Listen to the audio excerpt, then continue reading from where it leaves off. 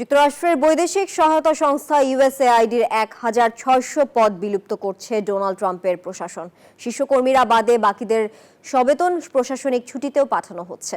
বিশ্লেষকরা বলছেন, কেবল কর্মসংস্থানই নয়, ট্রাম্প প্রশাসনের এই হঠকারী সিদ্ধান্তের প্রভাব পড়তে পারে শিশু, স্বাস্থ্য, শিক্ষা, পরিবেশ ও জলবায়ু পরিবর্তনের মতো মৌলিক ইস্যুতেও।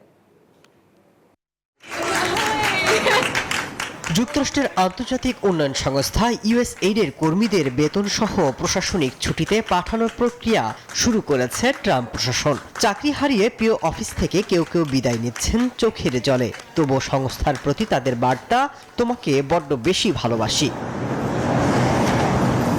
দেশের বাইরে প্রভাব বিস্তারে যুক্তরাষ্ট্রের নরম কূটনীতির গুরুত্বপূর্ণ অনুষঙ্গ এই ইউএসএইড, যার ডানা কেটে দিতে ডিপার্টমেন্ট অব গভর্নমেন্ট এফিসিয়েন্সির যে উদ্যোগ, তার অংশ হিসেবেই এদের ছেঁটে ফেলা হচ্ছে। দ্বিতীয় দফায় মার্কিন মসনদে বসে নানা ইস্যুতে তোলপাড় শুরু করেছেন মার্কিন প্রেসিডেন্ট ডোনাল্ড ট্রাম্প। শুরুতে ৩ মাসের জন্য এই সংস্থার কার্যক্রম বন্ধ হয়। এরপরই এটিকে অপরাধী সংস্থা হিসেবে অভিহিত করেন ট্রাম্প প্রশাসনের উপদেষ্টা ইলন মাস্ক। এর পরপরই বন্ধ করা হয় এই সংস্থার কার্যক্রম। যুক্তরাষ্ট্রের এই উন্নয়ন সংস্থা বন্ধের ঘটনায় দেশে দেশে বেকার হয়ে পড়ছেন লাখো মানুষ।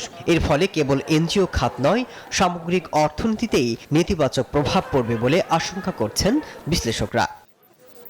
মাসুদ রানা, নিউজ 24।